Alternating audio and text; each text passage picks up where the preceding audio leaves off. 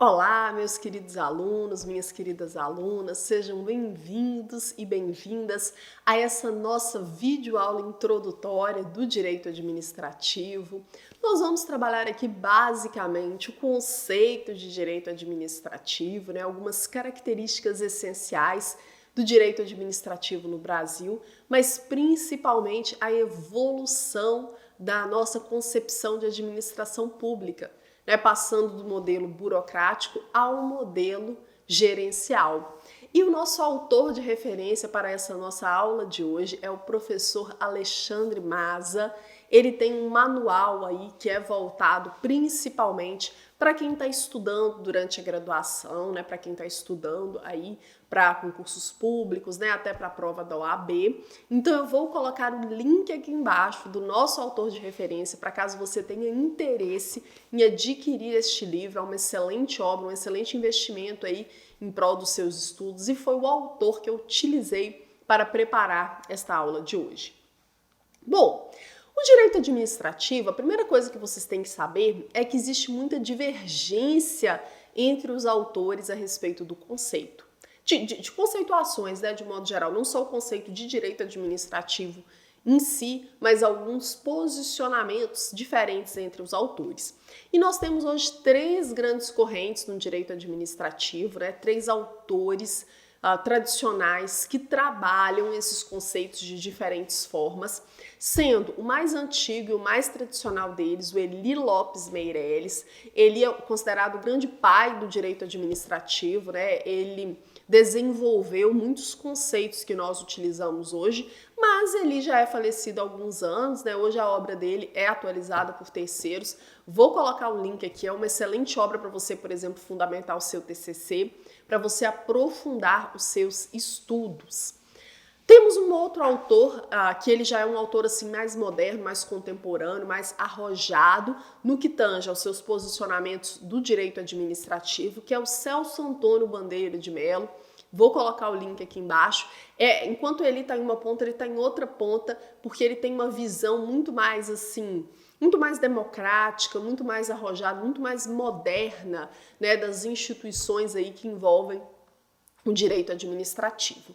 E no meio, está aí uma autora que eu particularmente gosto muito, acho ela muito sensata, muito ponderada, que é a professora Maria Silva Zanella de Pietro. Vou colocar o link da obra dela aqui. Aliás, é uma obra excelente assim, para advogado que atua em âmbito do direito público, para fundamentar parecer, dentre outras formas de atuação, que também traz uma terceira conceituação. Então, são essas três grandes correntes. E existem autores mais modernos, mas com estudos aí acadêmicos mais aprofundados. Exemplo do Carvalho Filho é uma ótima indicação, vou colocar aqui embaixo, aquele Marçal Justen Filho também, vou colocar aqui embaixo. Então tem muitos autores, mas aqui especificamente o Alexandre Maza, ele trabalhou com a obra, com o conceito dos três principais, que são o Eli Lopes Meireles, a Maria Silva Zanella de Pietro e o Celso Antônio Bandeira de Mello. Então, olha só, o professor Celso Antônio Bandeira de Mello, ele desenvolve a ideia do direito administrativo, da função administrativa, e ele fala que o direito administrativo é o ramo do direito público que disciplina justamente essa função administrativa, a função que o Estado tem em relação aos particulares, bem como as pessoas e os órgãos que as exercem. E o Eli Lopes Meireles, ele já fala que o conceito de direito administrativo brasileiro seria um conjunto harmônico de princípios jurídicos que regem órgãos, agentes e atividades públicas, tendentes, voltadas para para realizar de forma concreta, direta e imediatamente os fins desejados pelo Estado. E aí a gente vai, ao longo desse semestre, ao longo dos nossos estudos, falar um pouco sobre estes princípios, mas ele traz esse conjunto de princípios aí nessa conceituação do direito administrativo. E aí Maria Silva Zanella de Pietro, ela já fala que o direito administrativo, ele seria o ramo do direito público que tem por objeto órgãos, agentes e pessoas jurídicas administrativas que integram a administração pública, né? Atividade jurídica não contenciosa que exercer e os bens que se utilizam, né, para a consecução da finalidade pública, eles também se relacionariam aí com este conceito de direito administrativo. Então, notem que são conceitos assim mais tradicionais, mais complexos, né, de autores clássicos que fazem parte do direito administrativo clássico. Vou até colocar esses conceitos aqui embaixo, apesar de que os meus alunos sempre recebem materiais de apoio, mas aí a gente vai para o conceito do Alexandre Maza, que é o autor de referência que eu utilizei para preparar a nossa aula de hoje. Para o Alexandre Maza, o direito administrativo ele é o ramo do direito público que estuda os princípios e normas reguladores do exercício da função administrativa. Note que é um conceito mais próximo da nossa realidade. E se você está estudando esse conteúdo pela primeira vez, o que eu quero que você pense? O direito administrativo, ele estuda essencialmente a relação entre o Estado, né, o Estado enquanto poder público, enquanto ente público, junto com seus órgãos, né, com seus agentes. É o direito que estuda o relacionamento de toda a máquina pública com os particulares, né, em relação a nós que usufruímos aí, né, de alguma forma que estamos submetidos, né, a essa máquina pública. Então, é um conceito mais geral para que vocês entendam aí. É a relação, né, entre a administração pública, né, os seus entes, os seus órgãos, os seus agentes públicos e os particulares.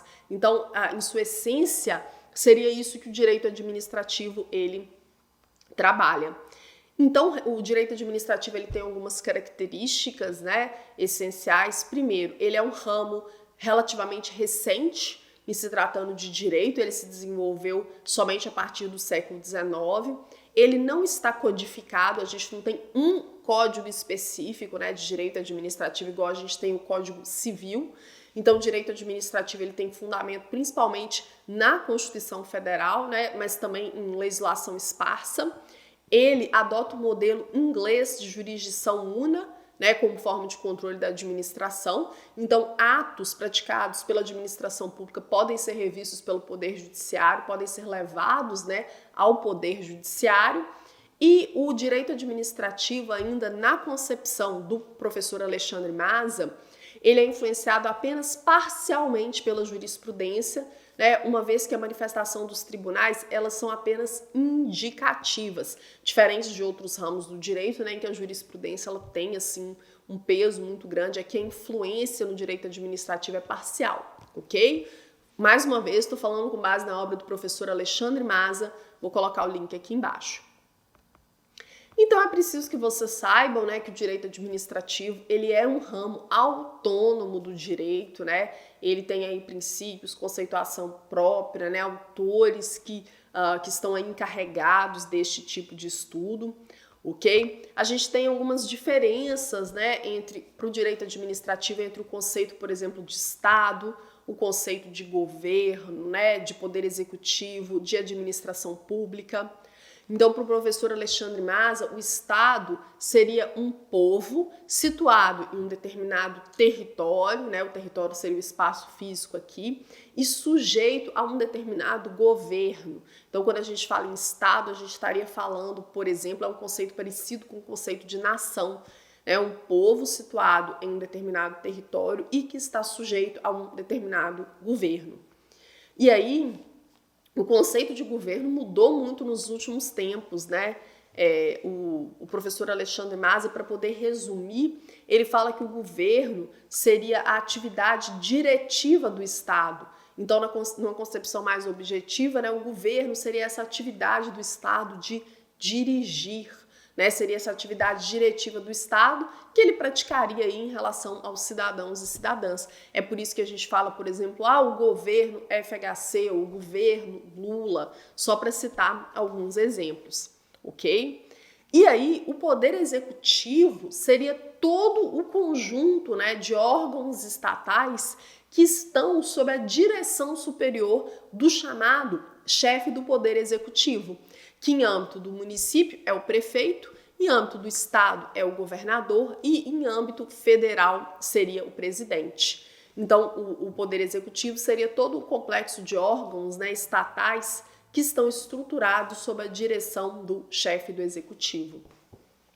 A gente ainda teria, para finalizar essa primeira parte da nossa aula, a administração pública, né, sempre com as iniciais maiúsculas, que seria o conjunto de órgãos e agentes do Estado no exercício da sua função administrativa.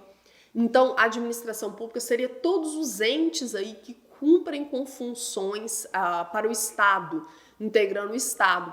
Então, quando a gente fala em administração pública como um todo, né, integraria aí, né, o Poder Executivo, Legislativo, Judiciário e até mesmo outros organismos estatais, a exemplo do Ministério Público, né, e da Defensoria Pública. Então, quando, por exemplo, o STF, aqui esse exemplo é do professor Alexandre Maza, quando o STF constitui uma comissão de licitação para contratar determinado prestador de serviço, a comissão de licitação e os agentes, eles são da administração pública porque eles estão exercendo aí funções de natureza administrativa, todos esses órgãos, todos esses poderes que eu falei, né, executivo, legislativo e judiciário, em alguma medida eles exercem funções administrativas. Então, por exemplo, eles estão sujeitos aos princípios da administração pública, né? Eles integram aí, nas palavras do professor Alexandre Maza, o que a gente entende por administração pública.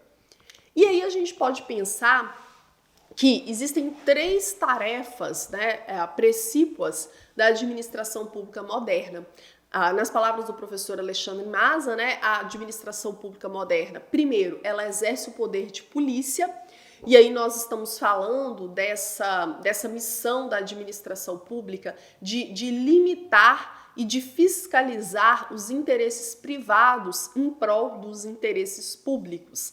Então é claro que tem uma aula de direito administrativo específica para falar sobre o poder de polícia. Essa aula nossa ela é apenas uma aula introdutória, nem de longe tem como objetivo esgotar o conteúdo. Então o poder de polícia, o professor Alexandre Maza até fala, né, que o poder de polícia consiste na limitação e no condicionamento pelo Estado da liberdade e da propriedade privadas em razão do interesse público. Então tem a ver com a atividade do Estado de estabelecer limites e fiscalizar a atuação do particular de modo a preservar o interesse público. Não confundam o poder de polícia da administração pública com a polícia, né, a atuação dos órgãos da polícia lá no artigo 144, né, os órgãos responsáveis pela segurança pública, porque a gente está falando aqui de questões diferentes. A segunda tarefa da administração pública para o professor Alexandre Maza seria prestar serviços públicos, né? Por exemplo, o oferecimento de transporte coletivo, de água canalizada, de energia elétrica. Isso aqui se relaciona lá com os direitos sociais, né? Essa obrigatoriedade da administração pública de prestar serviços públicos, ela se relaciona também com a materialização dos direitos sociais, que são aqueles que o Estado tem que concretizar para os menos favorecidos, né, que são, por exemplo, a educação, a saúde, né, dentre outras. Não quer dizer que qualquer pessoa não possa acessar os direitos sociais, mas principalmente o Estado tem que fazer um esforço maior de atuar para levá-los para os menos favorecidos. E por fim, a administração pública ainda teria, né, para o professor Alexandre Maza, a tarefa de realizar atividades de fomento, que está relacionada ao incentivo, né, de setores sociais específicos, estimulando aí a ordem social e a ordem econômica. Então, por exemplo, quando a administração pública ela cria incentivos de natureza fiscal para poder atrair empresas para uma determinada região menos favorecida economicamente, isso aí estaria relacionado a essa atividade de fomento que a administração pública também teria enquanto tarefa. Então, resumindo, tarefas da administração pública hoje, exercício do poder de polícia, prestar serviços públicos e realizar atividades de fomento. E por fim, a última coisa que nós temos que falar, né, para a gente fechar essa aula, é que a administração pública ela passou por uma série de mudanças nos últimos anos, saindo de um modelo que nós até então conhecíamos como administração pública burocrática e passando para um modelo de administração pública gerencial. E aí, isso não são nem conceitos do direito administrativo, né? São mais conceitos assim relacionados à administração, à gestão, mas a administração burocrática é aquele modelo mais engessado, mais antigo, em que toda a autoridade da administração pública é baseada na lei, as relações são muito hierarquizadas, né? Os servidores não detêm nenhuma autonomia, é muito focada assim, em questões técnicas, a remuneração sempre baseada na função desempenhada. Então, na administração pública burocrática não existe remuneração em cima de metas, de resultados, né? Muito controle voltado para os processos, né? Para os ritos. E aí, o direito administrativo ele sofreu uma reforma promovida pela Emenda Constitucional 19 de 98, né? Muito inspirada aí por uma política econômica mais neoliberal. E aí introduziu-se, né, uma outra concepção de administração pública, que é a administração pública gerencial, que é alvo aí, né, de muitas críticas, porque ela se aproxima muito, ela tem mecanismos muito parecidos com o da iniciativa privada, mas a administração pública gerencial ela foi voltada aí para dar agilidade, né, para os processos administrativos, buscando aí principalmente uma eficiência maior, uma celeridade maior. E aí a gente pode fazer alguns comparativos, né? A administração burocrática ela prevalecia no Brasil até antes de 98, enquanto após 1998 surge a administração pública gerencial. A norma padrão da administração burocrática é aquela lei de licitação 8666 de 93, que ela ainda existe no Brasil, né, naturalmente. Agora a gente está aí em vias, né, já existe uma outra legislação que ela está em vias de substituir essa primeira, mas a gente está na fase de transição. Já a administração pública gerencial ela tem como marco a emenda 19 de 98. O paradigma da administração pública burocrática é muito a lei, né, o controle. Já a administração pública gerencial, ela busca mais assim o resultado, a efetividade, você atender, né, o cidadão de uma forma mais rápida, mais objetiva. O valor-chave da administração pública burocrática é a hierarquia, a forma, o como fazer, o processo, enquanto o valor-chave da administração pública gerencial é a colaboração, a eficiência, a parceria. Nesse modelo de administração pública gerencial, são permitidas muitas parcerias com o particular para a administração pública alcançar os seus objetivos, né? Coisa que é alvo de muitas críticas aí por parte dos administrativistas tradicionais. Então, o controle da administração pública burocrática é sempre sobre o meio, enquanto da administração gerencial é sobre os fins. E quando a gente pensa em administração pública burocrática, a gente pensa em licitação, em processos administrativos, em concurso público, né, em estabilidade. Já a administração gerencial tem uma proposta mais moderna, voltada para contratos de gestão, para chamar o particular, para dividir encargos aí em âmbito público, as agências executivas, a eficiência é um princípio muito importante, né? Vamos fazer o que precisa ser feito de forma rápida, da forma certa, economizando.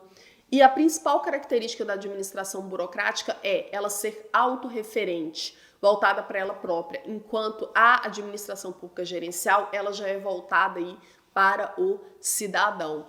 Hoje a gente tem outras concepções, né? Exemplo da administração pública dialógica, que é uma concepção mais moderna ainda de administração pública, que é voltada para dialogar com o cidadão, para chamar o cidadão para participar das esferas de decisão.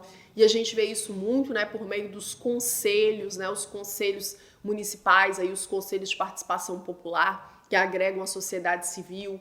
A gente tem também as audiências públicas, né, a realização de audiências públicas, o orçamento participativo. Tudo isso são institutos que se relacionam com essa administração pública dialógica, que seria uma terceira concepção aí de você chamar o cidadão, né? Ela complementaria a gerencial, só que numa perspectiva aí de chamar o cidadão mesmo para esferas decisórias, para que ele possa participar e contribuir. Pessoal, ainda vamos falar muito sobre esses temas ao longo do semestre. Foi apenas uma aula introdutória. Espero que você tenha aí aprendido, né, esses conceitos principais. Faça sua inscrição, deixa um like. Se tiver alguma dúvida, comenta aqui embaixo ou me pergunta durante as aulas que a gente vai seguir interagindo. Um grande abraço e até mais.